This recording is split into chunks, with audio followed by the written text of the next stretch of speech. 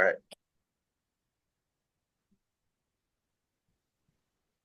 Hey, you're up. Yep. Ladies and gentlemen, you are listening to that great podcast in the sky, and if love remains. And I am its humble messenger, Mike Levitt. We're actually doing a simulpod for this episode, where I'm here with my good friend, the man, the machine, the teacher of liberty himself, Joey Wolverton. Welcome back, my friend. Brother, it has been, as we say down here in God's country, a coon's age, man. It has It's been a good been day. it's been a hot minute since we've been on the wheels of steel here. It Mike, the it Madman has Levitt been. on the ones and twos. It's been like it's funny. I almost want to call it like a rebranding. So the Don't call it simulpod, a comeback.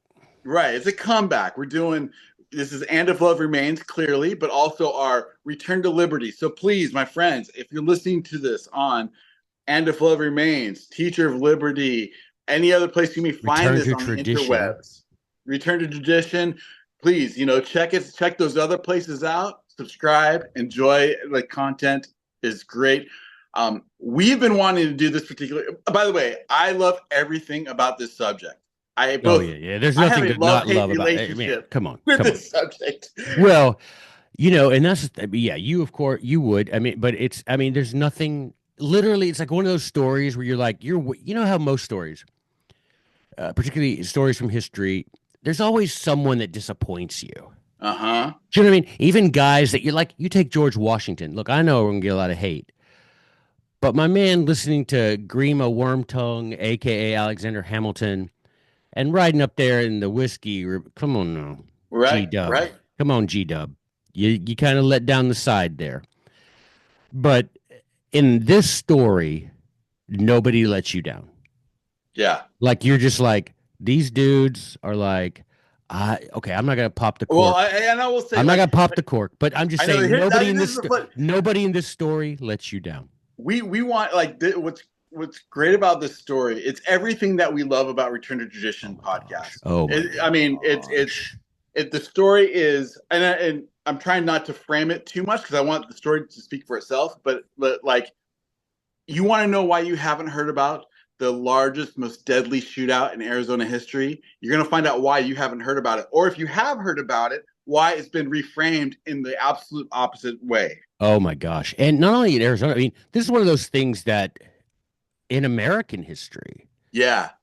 there was a time that this was known in American history, right? It was these people's names were known abroad. But now you don't, I did not find in one history book where it was mentioned. Oh, And believe me, I have a grip of history books as a former American history teacher. Not one of them mentions this. Not one. Of course, not one of them mentioned the fact that Arizona joined the Confederacy, hey. which, anything below, what is it, Prescott down was, Yeah. so where you live right now was in the Confederacy. Now, it ended before Arizona was able to get a star on the Confederate flag, but That's nonetheless, interesting. two-thirds of Arizona was in the Confederacy. But Uh-huh. the point is, nobody talks about this story at Yeah. all. At And all. if you do stumble across an account of the story, you're Googling it up, you're duck duck going it, whatever. It will be, as you said, it will be cast in such a different light that Mm-hmm. it would not appeal to people who share a political bent with you and me. They would Right. not, they would be like, why do they like this story? This story's stupid.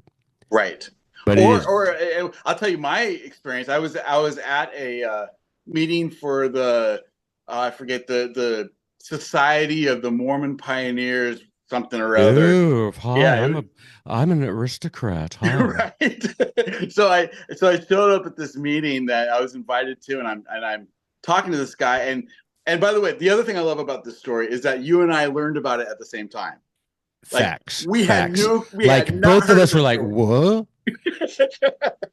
It's so cool though to have that experience because people Yeah. like, I'm known to be a teacher and to teach kind of off the beaten path stories and to teach via story.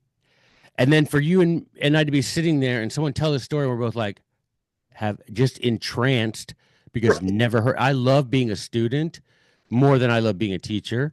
And we were just sitting there, and this dude's telling us this story, like, how do you not know this? And we're just like, What? and Right? then you look it up, and it's even cooler than he told us. It's even cooler. And oh, so I was gonna say, so I'm at this. I'm trying to explain the story to somebody because I thought, hey, these are history people. They would dig this story. For real. And the guy's like, well, we had some people on the other side of the story, and they have a little bit different take. I'm like, I bet they do have a different take, Satan. Anyway, Yeah, exactly. Who could be writing that other take? I don't know. right? Satan.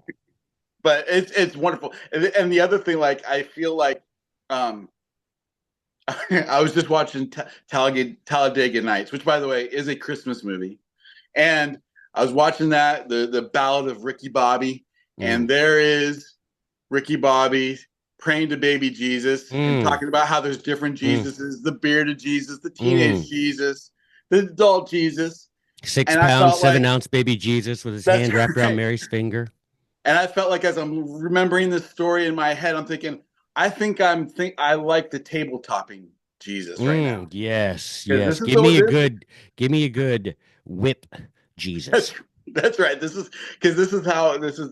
So I anyway. So how, where do we start with this thing? Well, you know, you being, well, you're not from Arizona, but you've lived there long enough to Yeah. be from there. Want to introduce it a little bit? I mean, So here's it's the just, thing. yeah, So just kind of give the run up to it, and the story as it unfolds tells itself, and instantly people are like, okay, I get it why these two yahoos like this story. right. Yeah, yeah. I mean, you have to imagine 19. This is 1918. So we're a bunch of 19th century people living in the 20th century. A bunch of like these guys are cowboys and they're living in rural Arizona. And when we talk about like Safford, Arizona, and that general area, like it's nowheresville, How do you nowhere. pronounce the mountains? Galuro? Guerrero, I think. Gal, I've heard gal, it pronounced differently. Galuro? I don't know. But anyway, Galuro, those mountains up Galuro. there. Yeah, I don't know. Yeah, Every one of those little ranges has a different name. But yeah. yeah, the mountains of Arizona.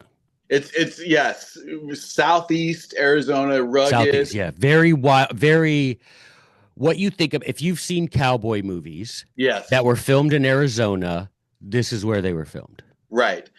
And as in all great westerns, you've got the townspeople, and then you've got the cowboys, and you've got the people out on the rural that are doing the real work. And so so and there's a little bit of a I'm going to call it like a class warfare thing Mm-hmm. going on Yep, there. yep, yep, for sure. You know, Yeah, I think because you've that got the speculating mining class right, who aren't doing any work but are deriving wealth from the ground, but right, who are not only not living there but not working there and simply taking wealth from the ground that's obtained by the poor working class. yep, Um, and then you have, yeah, so you have that story. You know, you have a wealth, a class, you know, a class conflict, but then you have also you know, government versus individual yep, conflict, which, and then you have military industrial complex thrown in for good for measure, sure. And there's also a huge religious component to a this thing big too. religious component. You know, and Totally. it's an important part of this story Yep. because you know those conflicts all come together. I mean, You can you know, imagine that? I mean, we're talking, yeah, literal cowboys, like, you know, before World War I, hmm you know, we've got this, it's just rugged, man. It's just really rugged. Got, you know, just put those images that you have of those rough and tumble, Wyatt Earp, you know, Doc Holliday. This is their era and this is their part of the world. right.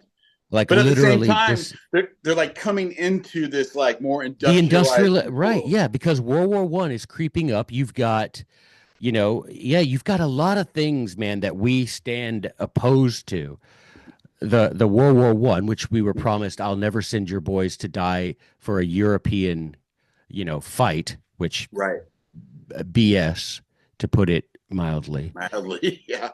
And then you've got what? At the same time, you've got the 16th Amendment saying, hey, all your money is belong to us.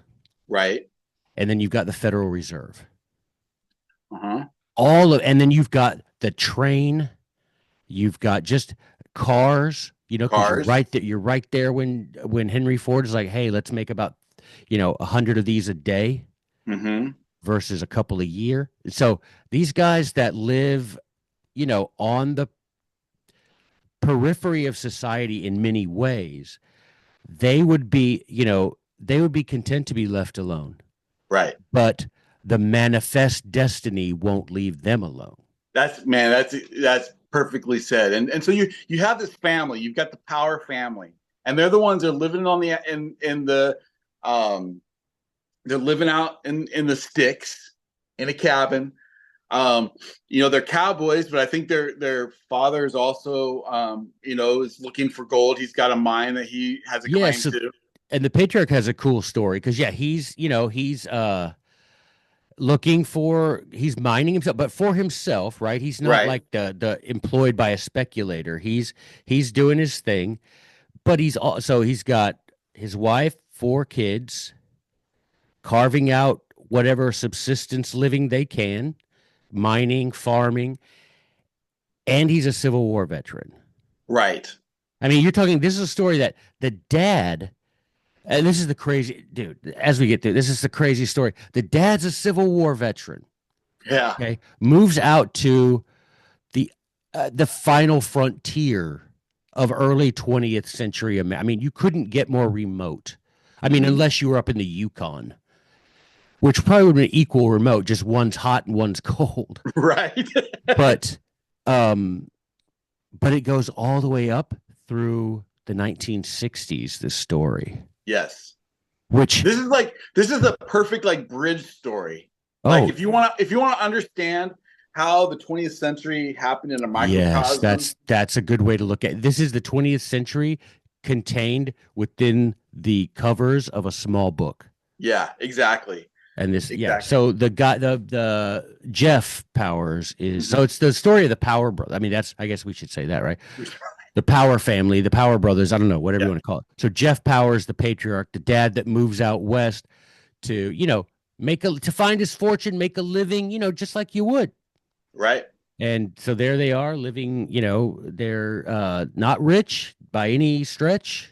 No, they're living in a Definitely, small cabin, and yeah. and they're not they want to be by themselves. They want to be left alone, and This is the ult. I mean, ultimately, that's the where the rubber hits the road, right? right. They are hardworking. They are rugged individualists. I was gonna say, if you Rugged, look up the word rugged individualist, and it's it's their these guys. picture. Yeah, Yeah. and so they develop a reputation being very hard workers, very sincere, very good people, uh, but very fiercely independent. Right. People would probably call them aloof if they were trying to be Aloof, negative towards them. immovably, steadfastly independent. Right. Yeah, Right. immovable and steadfast in their commitment to be left the freak alone. They had no desire to be part of a community. They came into town to get supplies from time to time, but they wanted to be left alone, and they wanted to do their work and live the kind of life that many families have lived over the course of human history, frankly. Um, and and unfortunately, the empire was searching after them. It seems like so. World War One begins, Yep. and uh, Over there, the Yanks are coming. and with World War Ones, not only does are we get pulled into a war that was promised we wouldn't, but also now our boys are being kidnapped and to through this. By the way, this blew me away. I didn't realize that they actually implemented the draft 6 months after they entered the war. And I'm Mhm. like, wait, what a I mean, that's the ultimate bait and switch. We're not going to send you to war. We're not going to be a part of this European Psych. war to, all the way to now we're going to steal your boys to go to this European war. And by the way, and I want to be on record right now. So anybody in Washington, Andy Biggs, are you listening? Biden, are you listening? Trump, are you listening? Biden, come on. Biden is not Okay, the listening. people that are controlling Biden, are you Biden listening? just hears the voices in his head. If Pudding. let me tell you, this story will replay itself. You come for my boys. I'm just telling you that right now. Oh, oh my gosh. You come for my boys. Yeah. If Mike and I are living in the same area and you come for Mike's boys, you better bring some body bags, son, because you're gonna Yep. need them. Yep. Anyway, so draft happens, and there are so many unfortunate people that just they love to be told what to do, and Gosh, and bootlegging mother scratchers. oh my gosh. And so, and I don't know all the circumstances, but I guess there's a day where everybody is supposed to quote report for the draft. Yeah, I mean everybody between 21 and 31 had to register. Then they had the That's right. the draft. And so yeah, they would send out federal agents assisted by local sheriffs to just scour the air because you got to realize, man, this isn't going to Memphis, Tennessee or Gilbert, Arizona looking for people. This is one or two or three, 10 families every 100 miles. Right. And so they go out, the sheriff, the U.S. Marshals, scouring the hinterlands for these young men, 21 to 31, who have not yet signed on to be cannon fodder for the empire. Right. And so, yeah, so it's they come looking 1918, February 10th, 1918. So two of the Power Boys are caught in that conscription web, Tom and John. Right. And their thing was, I literally have a family depending on me here in Arizona. I have literally nothing to do with Austria-Hungary Empire or Germany or Spain or Russia. I have nothing to do with any of those people at all. They've been at war for thousands of years. They'll handle it or they won't. They're like, and that's, mind you, now people hearing this are like, that's unpatriotic. The United States, our official position was we are not going to send troops to Europe. Period. Yep. That's ridiculous. The Power Brothers were the original America First peeps. Badasses. Yep, exactly. And so they said, no, we're not going to go potentially die thousands of miles away so that some European dictator can satisfy his lust for power and gold. Right. That doesn't sound like something we should sign up for or that we should feel morally obliged to do, albeit reluctantly. Sometimes, you have things you do, like in the Iliad, right? It explains sometimes you do things reluctantly, but you do them because you're morally obliged to in some way. And so they're like, we're not registering for the draft. We're not going to. So all of a sudden, that decision, we're not registering. Tom and John Power, when you say their name, tip your cap. Tom and John Power saying, we're not doing that. We're staying home. We're working our farm. We're working at our mines. We're not doing the thing. That very moment, they become enemies of the state. They become felons. Yep. At that very decision of we're not doing that, they're felons. And so that their isolation, the family's isolation made it easy to overlook them. But like I said, if you're sending out federal marshals and the sheriff, eventually the sparseness of the population is what helps them find the Power Boys. Right. Because and I think and this just makes me so ill thinking about this. Because here's this sheriff, McBride is his name, and McBride is this so-called Christian. I say so-called because I don't know any Christian that would do this kind of thing. Right. But he's a anyway, writes a letter to the federal government, and he's the sheriff in the county, and he says, there's some people out here that are hard to track down. I'm happy to, I don't know if I'm going to be able to get them all. So would you please, with some government men, would you please bring some government men so we can help, bring these people and force them to go die for nothing. And Literally for nothing. Zero, right. The United States was no safer after war. I mean, the fact that we call it World War One tells you how successful and necessary a war it was. Mm-hmm. Because if it was successful, we wouldn't call it World War One. We'd call it what they did before and call it the Great War. Right. But we don't call that. Guess why? Because there was a World War II. And why was there a World War II? Because World War One was a setup. Right. And there was the fact is, anybody who does any really good research on this will tell you that if America never entered World War One, there would have been a much more diplomatic peace settled, and Germany would not have had to give an ultimate surrender, and World War II probably doesn't happen. Dude, I should do it. We should do a podcast about World War One. It was one of those stories when I used to teach it in world history or in American history. The kids would just be like slack jawed because they've never been taught the truth of these things.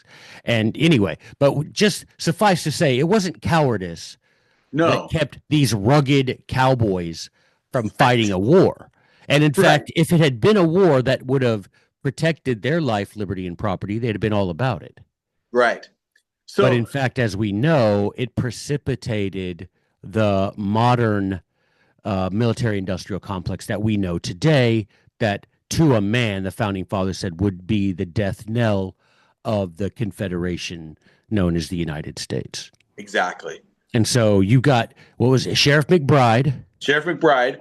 And there's and this is interesting. So I think it's their sister dies under you could say unusual circumstances, but I mean they were in the rugged out there. Ola May, I think, was her name. And so the sheriff immediately, because anyway, he calls an inquest on the death that's right. Yeah. Of Ola May. And so there they are mourning their sister's death.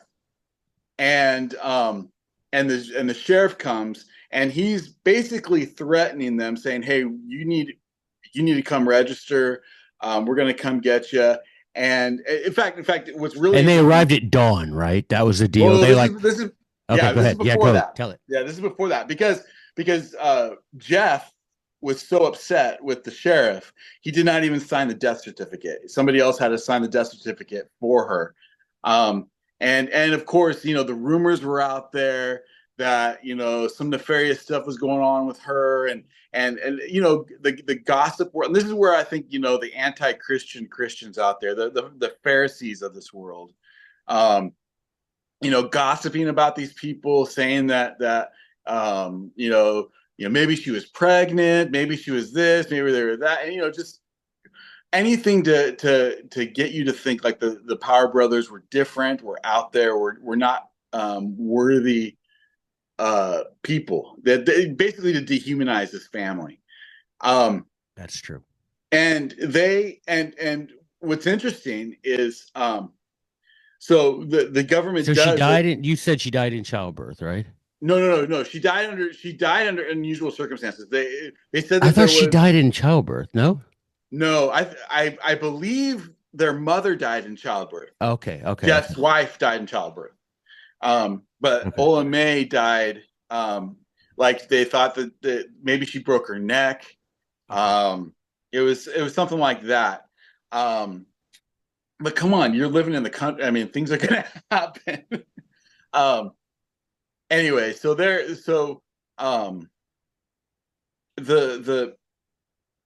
the federal government do send the G-men to go to go chase the Power Brothers and anybody else, frankly. And that's when we have this kind of this melding of the 19th and 20th century, because Yeah. all these government people are coming in cars and stuff before they get on their horseback, and the Power Brothers are hightailing it for the hills. Well, yeah, I mean that so they come at dawn, Right, right, hoping to catch them completely by surprise and completely unawares. And you know what happened exactly? It's kind of like the shot heard around the world. Nobody knows exactly what happened, but we do know that the posse approached their cabin and the power. They open shooting started. The shootout started. right. Uh, the brothers, of course, said we acted in self-defense. We were Which they outgunned, did. outmanned, and they did. They did absolutely outgunned, outmanned, firing in self-defense. By the way, Uh, the warrant for their arrest was what there was two things on there. The first thing um the draft dodging, but the right, second thing was threatening anybody to come arrest them for right, draft right, dodging. right. Which I'm like, wait, this is like setting the guy up in such a way, like Yeah, I of mean, course I'm going to defend myself from being right, kidnapped. right. I mean, it's the weirdest thing that I can imagine happening today. That because make no mistake about it, there will be another draft. Yes, There will be another draft. they'll be coming Fortunately, for your I'm daughters. and your daughters will be involved. Fortunately, I'm too old and too fat to be drafted. Uh, Never thought those two things would come in handy before, but they do. But there will be another draft, and you can pin and mount this comment because it will happen. There'll be another draft, and I can see them in some future National Defense Authorization Act where they implement the conscription, that is to say, the kidnapping of American citizens for not fighting for in some foreign civil war. Whether it be at the behest of Israel or the behest of Ukraine or the behest of South Korea or you name your ally, Right. and they will make it a crime not only to so-called dodge the draft, in other words, evade kidnapping, but they will also make it a crime to claim that you intend to do so. Mhm. Guys, I hope you're listening and paying attention. Mark this down, write it in your little book with this date, because someday I want you to say, holy crap, they called that exactly right. But we know that's going to happen because that's what has happened. The I have no lamp by which my feet are guided, but the lamp of history. Right. Thank you, And Patrick. so Patrick Henry, that's right. Salute. Um, so this is what happened to the Power Boys. Here comes the feds. Here come the local sheriff just like today, freaking sheriffs in cahoots with the feds. By the way, but I was going to say that's the other, like, you know, all of a sudden you have this, instead of having these true separation of Yeah, powers, man. you have this Instead of having a confluence. sheriff with some stugats, Right, right, like what was that? What was that sheriff in the sheriff in Nevada when it was the Bundy people? right. With him refusing to say, no, you're not coming in here and, doing Yep, this to our citizens. You just stand by and let them rape and pillage. right. Yep. So yeah. So yeah, So roll it shooting on. happens, and A four. shootout, dude. But one of you look at back in the day, this was New York Times. Right. I mean, the New York Times carried the story of this bloody shootout. Yeah, it was. I mean, this is probably like Waco before Waco. This is Oh, like yeah, it was the same sense of it. I mean, those right, of us who believe that the smallest minority is the individual and that any government destructive of my life, liberty, and property is my enemy and the enemy of all mankind and deserves to be treated as such. Um, you see in this a pattern that's been followed so many times and right, will continue to be followed by despots so until the Lord sets his foot on the Mount of Olives again. Until right. that day, despots will follow this same design. And you have these young men.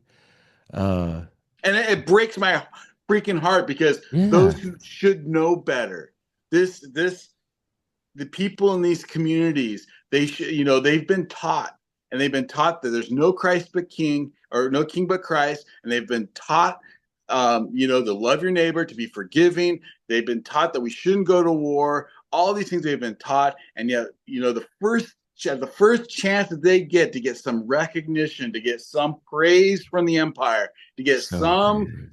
something, from Satan himself, they jump at the Yeah. opportunity. Maybe hoping to get, a little something from the empire, right? A Yep, little free pass, will get out of jail free card, you know, yep, hoping to get something from Caesar.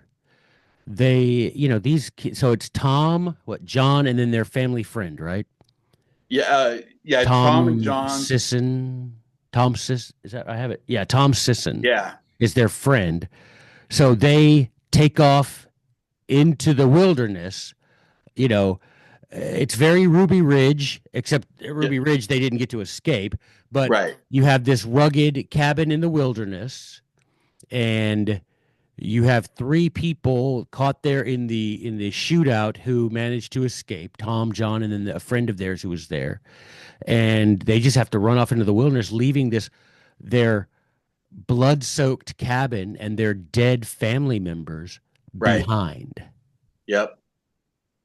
And who It's did that? Now, there's no mistaking that but for the acts of Sheriff McBride, those people would not have been killed. 100%, 100%. And um, and I think they were trying to make their way to Mexico. I think that was Yeah, the I mean, plan. ultimately, that's what I think they were. Yeah, they were trying to make their way to Mexico to get out of the territorial, the jurisdiction, as we say, of the United States. And by the way, and this is the thing that this is where I get to my table turning segment, because it makes me so angry when I hear people say, like, one of the commenters on, said that, oh, they left, three widows and 19 children. And I'm thinking to myself, well, why the hell were they there? I mean, why, if they wouldn't have gone, they wouldn't have put their children at risk. Why put your Well, children at risk? right. It's like when people tell me, well, the the citizens of Boston egged on the soldiers that caused the Boston Massacre. Yeah, but guess what? If they weren't occupying a city, if Right? the British Army hadn't been occupying Boston, there would have been no. Don't blame it on the citizens who are pissed that at every corner of their supposedly free city, there is a garrison of British troops. Right. You idiot, you bootlicking son of a gun. Don't Yeah. blame the citizens for throwing snowball. They do a snowball. Who cares? So these widows and these children, they're not left there because Tom and his brother and his because they're wusses, because they're just afraid and no, they're left there because this sheriff and this marshal, what was his name? That marshal, I have it written down here. Let's see, because he deserves a lot of A reproach lot as of hate well. too. Frank Haynes, Yes. and then two deputies, Kane Wooten and Glenn Reynolds. That's right. The I Wooten hope they're clan. all enjoying the uh what is it what does the Lord say they will The that their the his fruit vengeance. Oh, well the fruits no of their their the wages that they've earned on earth. I hope yes. they're enjoying those wages today. Yeah. Um and Because once again, we're learning and this is such an important thing, and why am I framing it this way? Because we have to learn the right lesson. We can't learn the poor widows, the poor children.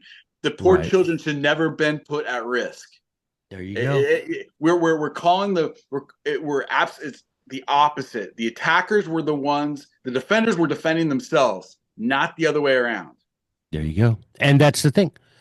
It is if someone comes to take your life, liberty, or property, and that person coming to attack you on your property is killed, that's per se self defense. There's no argument that, well, we were carrying out the law. First of all, it's not a law. Right. First of all, because you can't be unjust and you can't have a law where people give their consent to someone to kidnap them and force them into a fort. That's ridiculous. Right. No one agrees. No one I in thought we the decided on the whole slavery issue, Right. Yeah. Jeff was Oh, yeah. Yeah, exactly. Well, yeah, but only if it's, it doesn't count if you're sent over, if you're captured by a federal marshal and sent to France, right. Then you could be a slave. then you're fine to be a slave. So these guys take off into the rugged mountains that they know oh so well and that the feds don't know so well. Now, McBride was killed in the shootout, right? McBride was killed in the shoot, and I think Wooten was killed in Wooten the and shootout too. Haynes were all, yeah, the two deputies and McBride Right. were all killed. It was all the feds that were chasing them. Right. So the feds are then chasing them. Oh, and Jeff, the patriarch, got killed as well. Yeah, Jeff was killed. Yeah, I mean, really, it's the two brothers and them, Yeah. um I forgot the story, but somehow they like rounded a corner and like basically walked into the federal marshals. Yeah, they're right near the border with Mexico, by the way. They were literally probably a day from escaping. Yeah, If I mean maybe less depending on how, they're and I mean this is guys, you've never heard, I know you've never heard this story because I've never heard this story until, right. until our friend Connor got married and his father-in-law, who's from this area, I think, right, Yeah, he's from was here. Yeah. telling us all about how they were going to go visit the cabin or something, right? Wasn't that what he was Oh no, saying? they had visited the cabin. They They had had this. visited, that's right. Yeah. Yeah, Because you and go on horseback because you can't drive up there. You still go on right. horseback. It's still pretty rugged out there. Yeah. And so, he's telling us about this. So I know you've never heard this story. So, I mean, pay attention. This thing was the stuff of legends. There were, like I said, they were national newspapers. This was a manhunt to beat all manhunts. This was all over the country, people knew of this story, how these feds were chasing down. And of course, even back then, the American public, they divide into which side Yep. they are supporting in this man. Are you supporting the family who, in self-defense, had to defend themselves from the rape and pillage of the federal government, who were trying to kidnap the boys to send them to fight in a war we were promised we'd never get involved in? Or are you in favor of the feds who are trying to capture domestic terrorists? Which Right. side? And today, that is still It's still the same still question. a division in our country. Right. If there was a draft tomorrow, and just for the sake of discussion, you and I were included in that draft, there are people who call themselves conservatives who would oppose us trying to get out of that Right. because they just, for whatever reason, love the taste of shoe leather. Man. Nothing tastes as good as As, jackboot in the morning. that's right. No, that's a fact. It baffles me how we love to be told what to do. We love there's got to be like a way you could test this. Like maybe that's the test. Are you going to stand up when Maybe there's a gene. You know how they've done the genome sequence? right? Maybe we can I'm serious.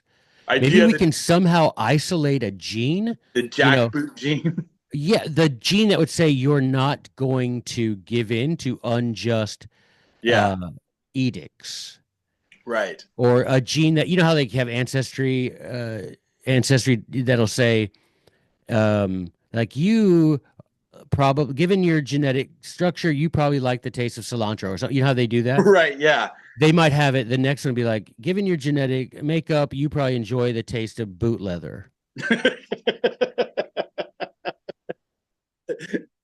there's a long line of boot leather lovers out there. It's like if you're a girl and your boyfriend or husband supports the draft, then you and he are probably both seeing other men.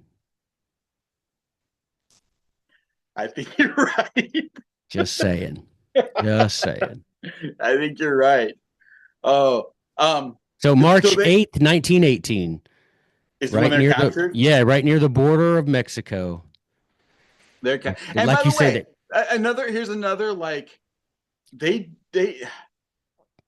to me, what lends credence to the story so much is, I mean, they weren't gun wielding. This wasn't No, Sundance. no, they were just escaping. Yeah. Right. And so when they were captured, I mean, they went peacefully.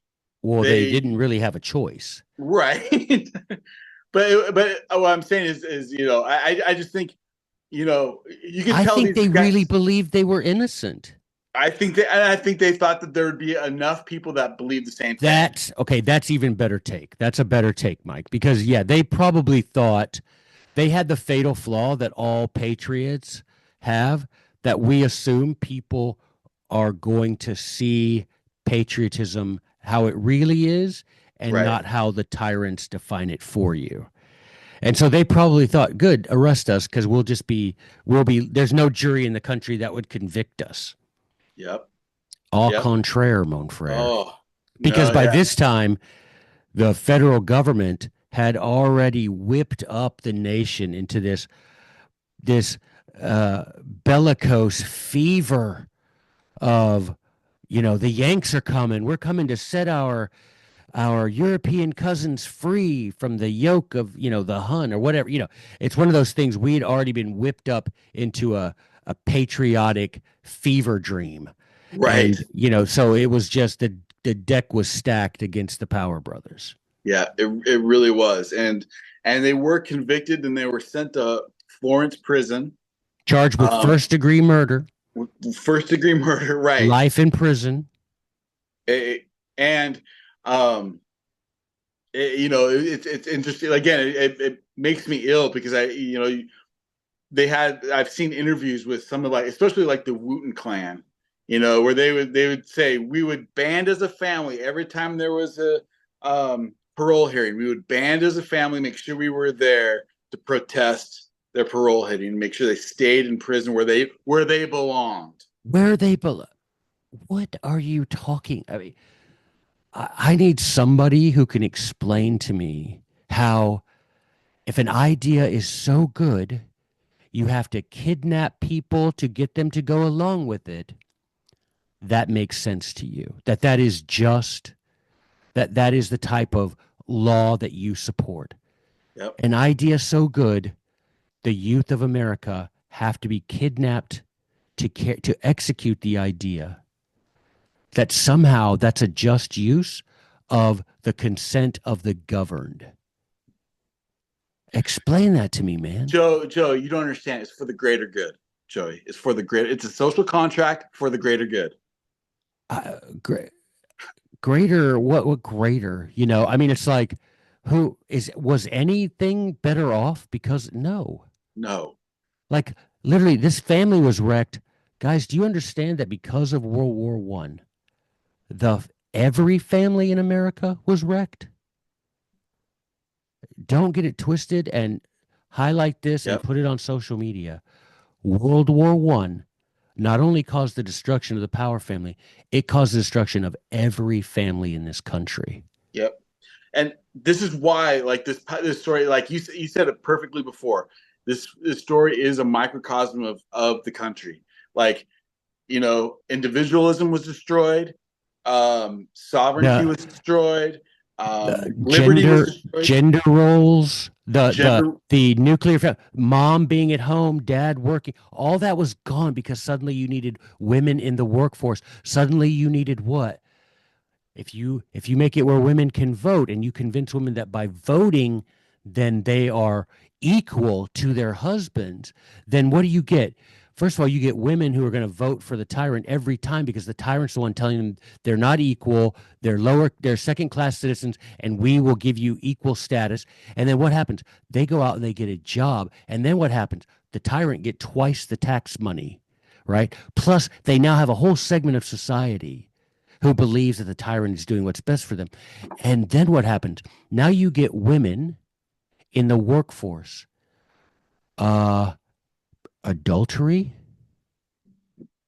the Yeah. the feeling of I mean, we even joke about it, about work husband and work wife. That's reprehensible and unconscionable. There's no such thing as harmless flirting. Right. And you get this because y'all don't get it. This is what happens because of World War One. Yep. And you've got all of this stacked up together, the Federal Reserve, Federal Department of Education, the income tax, the women voting. You've got all of this happening at the same time, and Hmm. all for one purpose: to destroy the families of the United States. And talk about Satan being successful. A big W for Satan on this one. Yep. And there was a time, guys, when no one would have argued that the Power Brothers were unpatriotic, were outlaws, were criminals. They would have described them as Americans. Right. Americans worthy of that name. But Yep. because of by 19 guys, by 1918, forget it. The country, there was no patriotism of the sort demonstrated on Lexington Green on April 19th, 1775. There was none of that left. Yeah. That's a sad truth. And I think, you know, because things get so twisted, um, literally upside down and backwards. Um, we start to like. I'll give another example from this story. A guy. And I don't want to. I don't want to soft pedal it. Like I don't want to like say those other people didn't suffer because of it. In other words, yes, there was families without fathers because of this incident. There were children that did not have their father at home and probably paid a price for that. Um, but the principle is who when you interview these people and they say, "Oh, we've decided that we've forgiven the Power Brothers." I'm sorry. I'm sorry. No, you should have been asking forgiveness from the Power Brothers. Like that is 100% opposite of what happened in this story. And unless you have a completely deluded mind that whatever Washington says is right, and whatever the New York Times says is right, or whatever your mayor or your sheriff says is true. If you have this deluded idea that is a fact, that's how you're going to portray the story.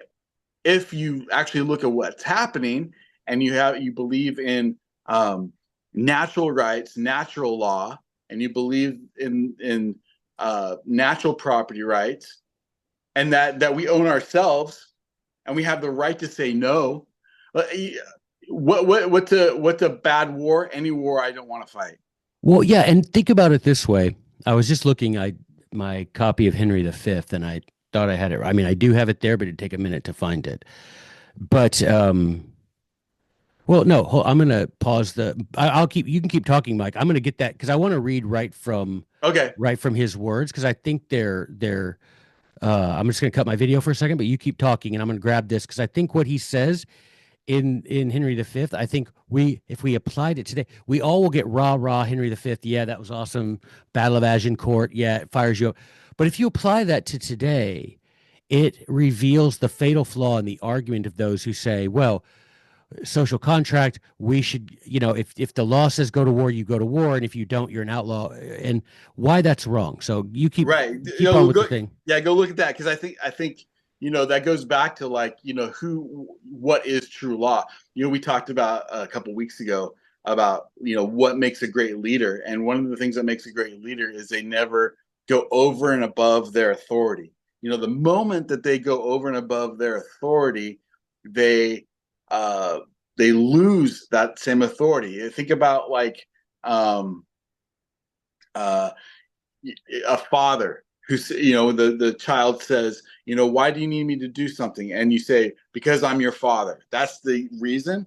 Well, now you've lost your authority. But if you go with loving kindness, if you try to explain the situation, you have long suffering, love, all of these kind of attributes, then you can convince somebody to do something. Um, But if you do it because of, I would stop in the name of the law, well, by definition, you've lost that authority. Now, you may still be able to stop people because you have a gun, and because you have bribed judges, and trust me, every judge is a bribed judge. They receive a government check, therefore they are a bribed judge. Um, if you all those things, you need to understand what law is, what law is not, and the second somebody over exceeds their authority, exceeds the law, they no longer have that authority. It's gone. It's over. Amen to the authority of that man, as the good book says. You finding it there? Yeah, I found it. Hold on just a second. Yeah. So Henry V. Now I want you to apply this to see if you can come, let us reason together. Think about how this can apply to what we're talking about. Not only the Power Brothers, but King Henry's response here. Think about how this applies to the concept of a draft at all. That the government will kidnap young men and now young women and send them to die in foreign civil wars that have no effect on the life, liberty, or property of Americans, particularly of the Americans being sent. Because let's be honest, it does improve the life and the property, the wealth of the ammunitions makers, the all the defense contractors, The all the congressman. all the merchants of death, and Mhm. all those people in the palaces of power that do their bidding, all those people whose hands are drenched in blood, and who the blood of the good people of this country cry from the ground for retribution from he who will come with his terrible swift sword.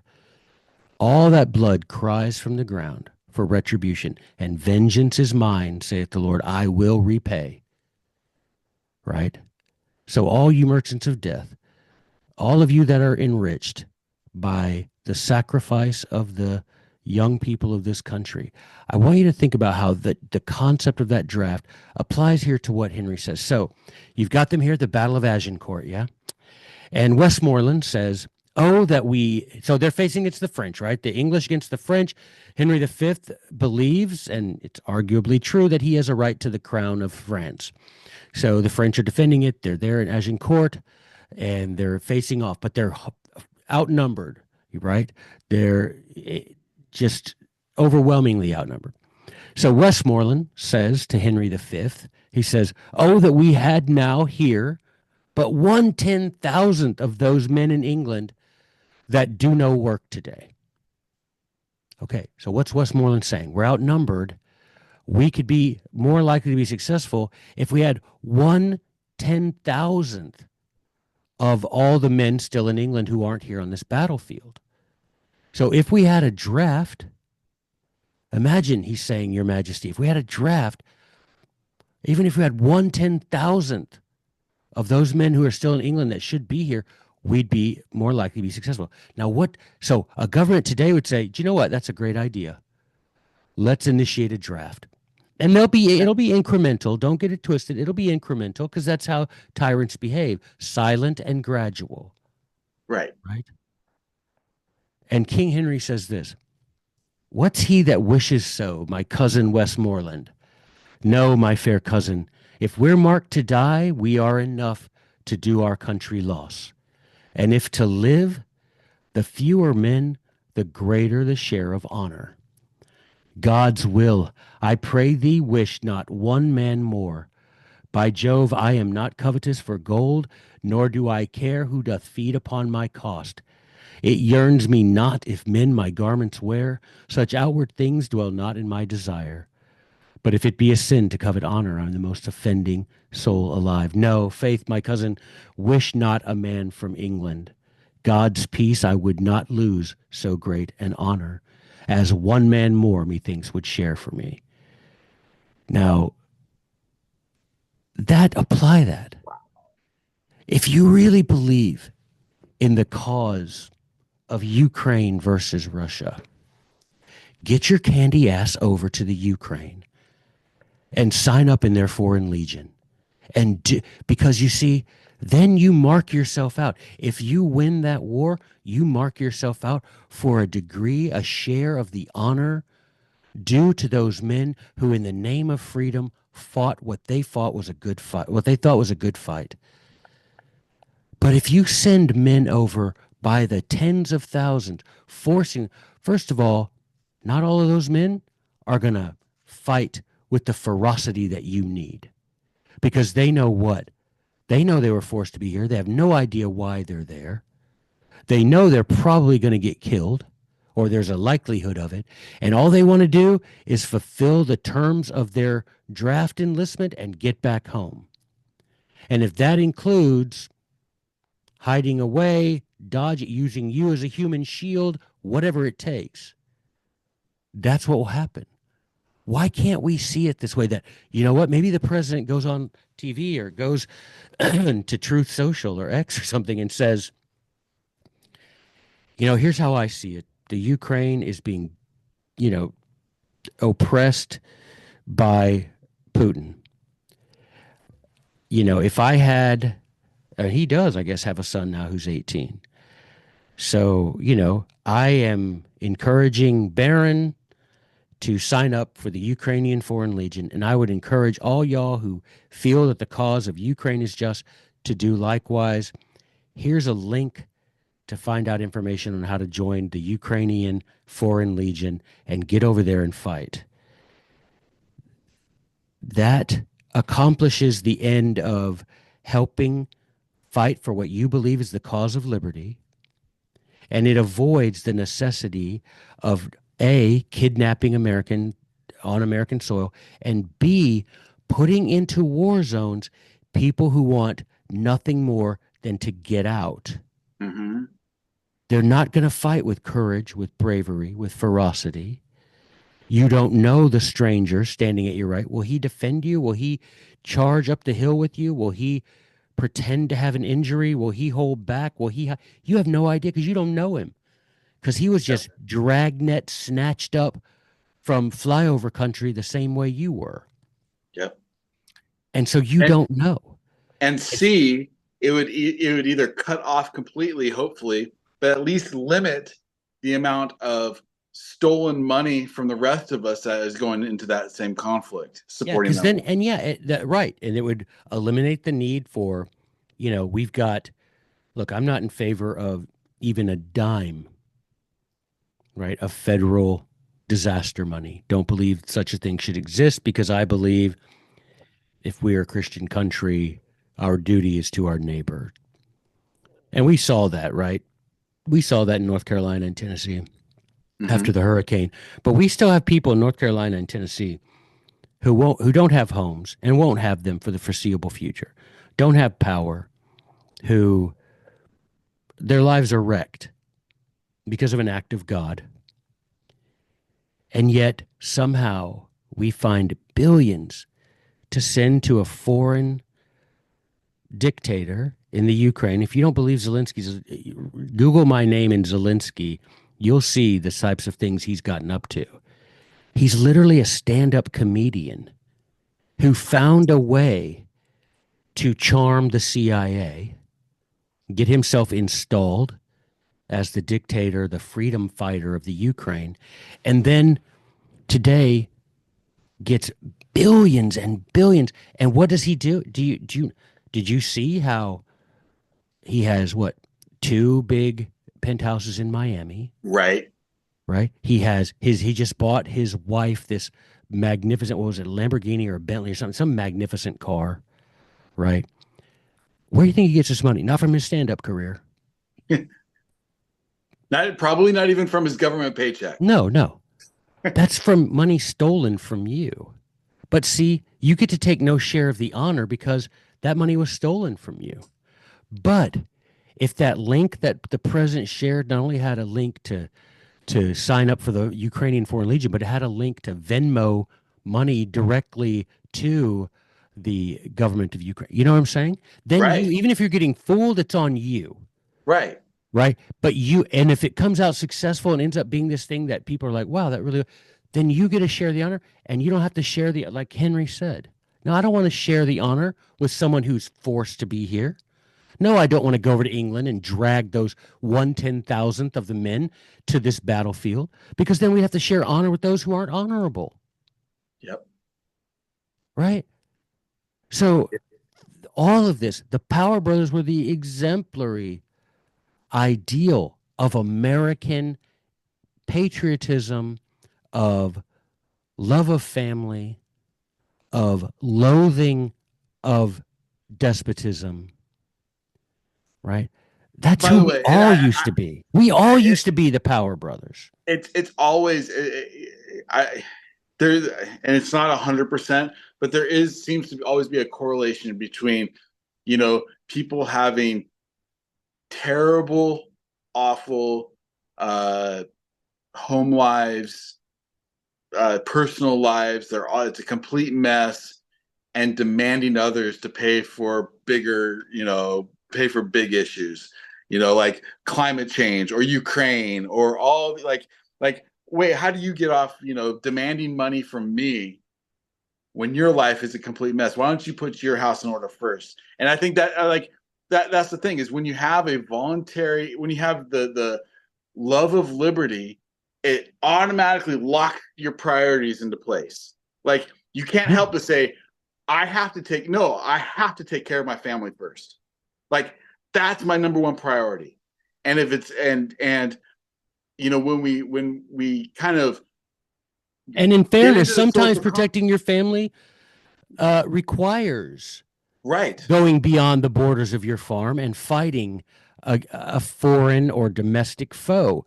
But Sometimes it requires that. but that's when it's clear. I But mean, that's it's very clear. right. That's when it's like Henry V said, Yeah.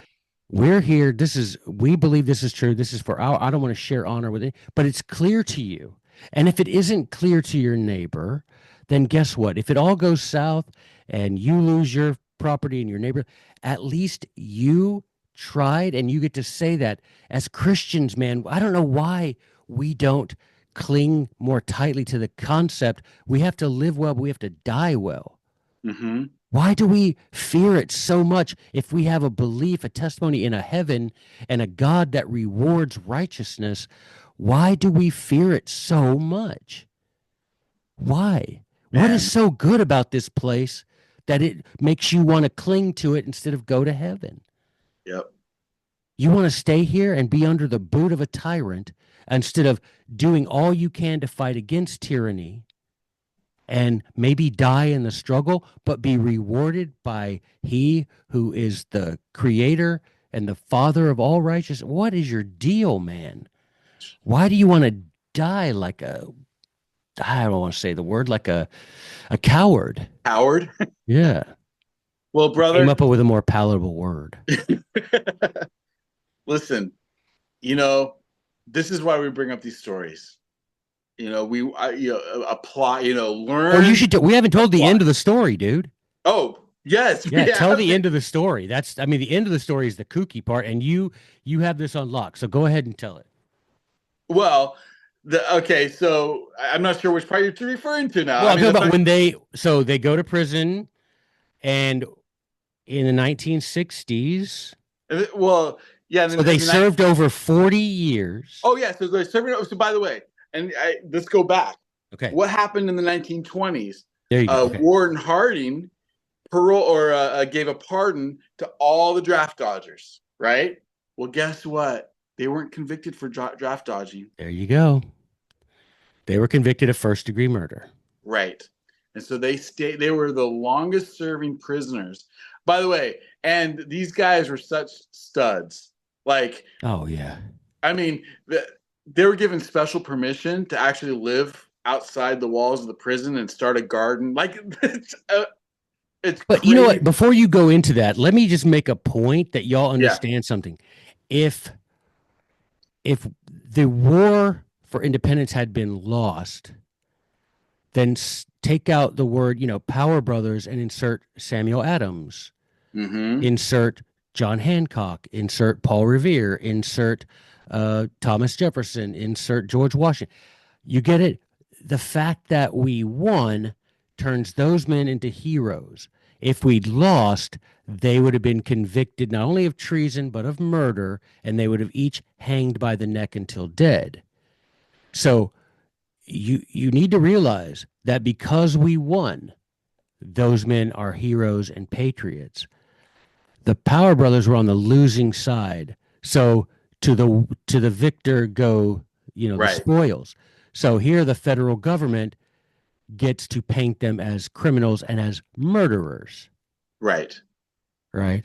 And so they end up, yeah, so there you go. But just remember, they're on the losing side. That's why they get painted this way. If they'd been on the winning side, then we would all know their name and we would speak of them the way we do Samuel Adams or John Hancock or any of the revolutionary heroes. Right. And so and like I said before, like there were several members of all the families that were killed, that were not supporting parole. Um uh and Dude. then and so they would always fight against it, though I think the Wootons were the most ferocious about it, but the McBrides, there is a great story, Kempton, um where his father had died in the shootout, and he had uh, he was 13 years old when his father died, and he was very bitter against the Power Brothers, and he was a Mormon, good old Mormon boy, and they was asked to serve a mission. He thought, "What are you, crazy? I have a widowed mother, you know." But the mother said, "No, you should go." And he went and was reading in Matthew about how, you should forgive everyone.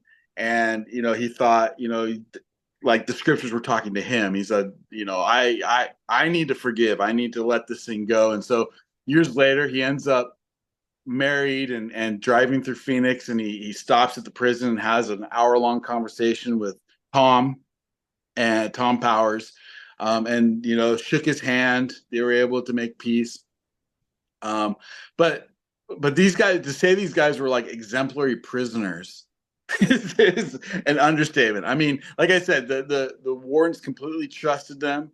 They were able to, they started a garden outside the prison that they tended themselves. It's called Powers Garden. Um, and finally in the 60s, and I think this is where you're going with this. Yeah, yeah. Finally in the 60s, a bunch of Mormon elders, three of them specifically, gather the people and finally go to the parole hearing, and basically read the riot act to the people and said, "This is wrong. That these people need to be let go. That we need to show them kindness and free them." And so, for after 40 plus years, like they and the stake president apparently gave a booming speech that shook the parole board, and let the Lord have vengeance, but you know I I think about this, like we read um the Iliad Mhm. together, and there's that part at the end of the Iliad when uh the names are the father of oh the king of Troy. Priam. Yeah, he's begging for his son's body, Yeah, yeah, yeah. and he finally goes in person and begs for his son's body. And to me, one of the To takeaways Achilles. He goes to from Achilles. Achilles, Yeah. right? He goes to Achilles and he's begging and Achilles is just a madman, right?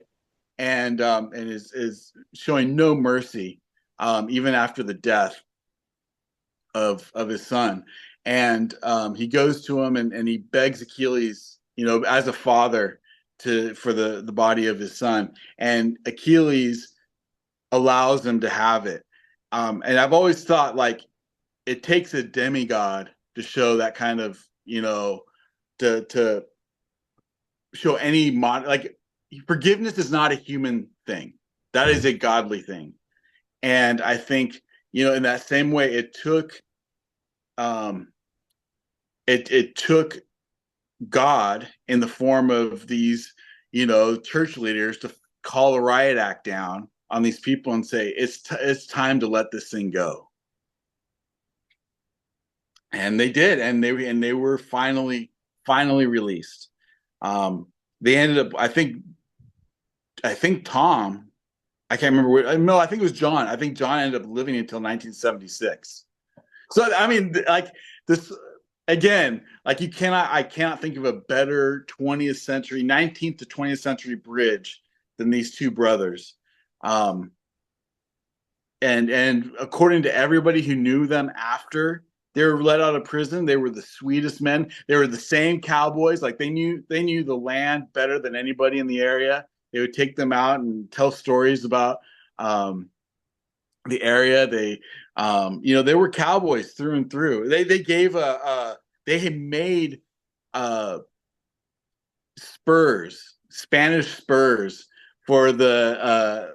There was a reporter who kind of took on their cause, Right. and Yeah. so when they were let out of prison, they actually made him spurs and gave them as a gift, which I think is just beautiful. I mean, I think like to me, these are boys without guile. Yeah, They for sure. they really are, and I think that you know every time I will have a fond thought of them, you know, forever. They have influenced my life. Like I want to be more like them. Yeah, I looked up to see how so Tom Power died in San Francisco in September 1970, Okay. and John lived in this home area until 1976. Uh, they never made any money off their mine. The mine was eventually sold in the 30s, and the mine to this day has only yielded 163 ounces of gold. Wow. So that wasn't in 1975. Their cabin was placed on the National Register of Historic Places. Now, I would encourage you to go. And the old man, the patriarch, right? Jeff. So he's buried there with his wife and his daughter.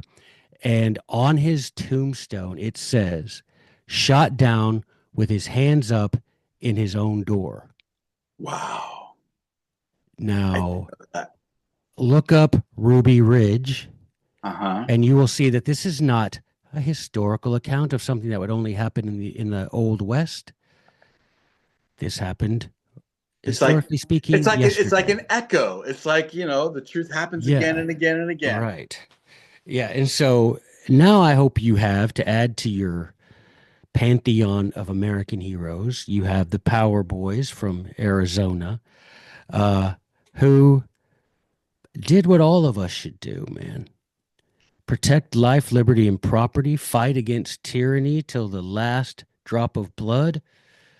As we, it's so, as my wife the other day, we were talking about, the end and what will be like and everything. And Kylie's like, I know you just want to be propped up against a broad oak. And, that really literally, I learned that from Mike. And That's that right. lit that literally has become a thing that I say now in my mind and in our family is Joey just wants to be propped up against a broad oak. Don't even take me off the field. Let my dying eyes witness the death of tyrants and those who do their bidding. You know, Yep. let my Yep. let my last earthly vision be of that of some, you know, federal agent getting his and Absolutely. waiting for him on the other side. Yeah. Just look him in the eyes and say, guess what, buddy? One of us was on the wrong side of that. That's right. Time for you to repent. And so, yeah, the Power Boys, Tom and John Power, By the way, they, for those of you who didn't get that reference, look up the episode on Hugh Mercer. Look it Hugh up. Mercer, yeah, Broad oaks abound. Broad Oak. So, yeah, Tom and John Power, rest in Brothers, peace. Thank you yeah, liberty exactly. loves Thank you you. for your love of liberty and family and your example of knowing how to live well and how to die well, which is Amen. a lesson all of the patriots need to remember today. Amen. Brother, thank you for your time. Thanks for doing this, man. That I mean, come on, man. It's a pleasure to talk about it. We've been planning this for forever, and Months. yeah, to get to talk about him is an honor because I really do think there'll be people who like, and people in Arizona are gonna be like, I had no idea. And Yep. y'all can go down there. Y'all can go down and see the what's left of the cabin, see the area around there.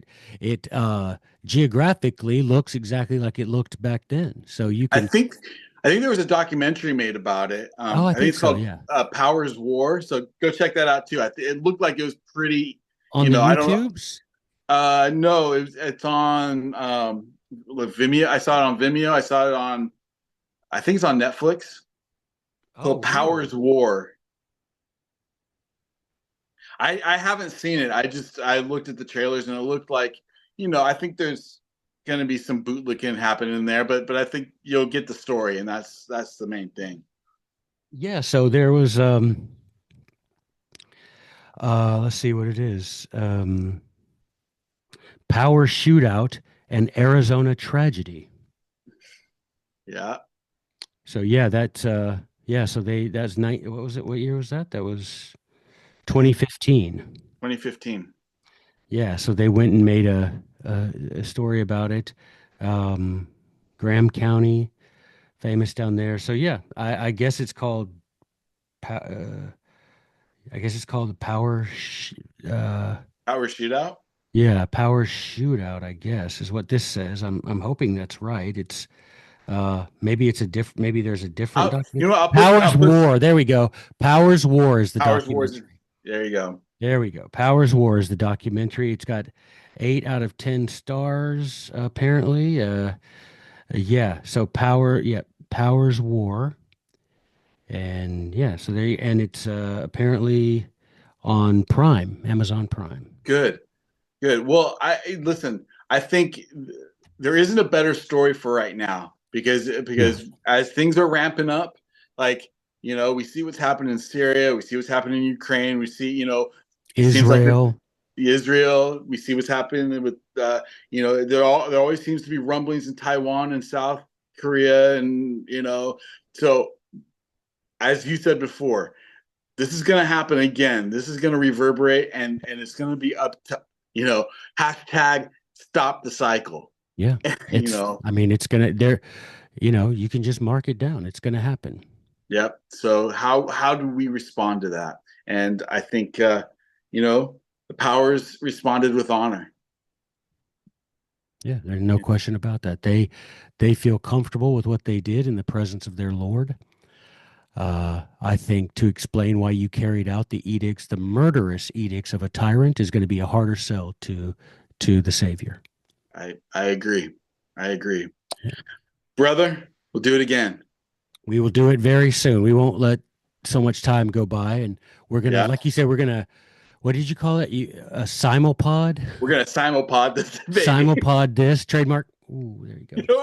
We're gonna Yo! simulpod this and put it on. So Return to Tradition and If Love And if, Remains and Teacher of Liberty. We'll put it up on all three, and I so will if you as soon see as it on one of those, go subscribe to see the it other on the two, other one. Yeah, if you see it on one, go to the other, comment on it, trigger the algorithm.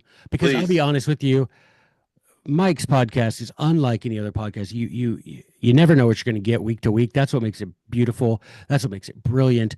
And you're just liable to see anything. The story of the Power Brothers just as likely as you are to hear, the story of behind the scenes of the Narnia Chronicles, for goodness sake. Right. So, you know, so do It yourself a is solid. eclectic. It is eclectic, and that's the joy of it. It's So fun.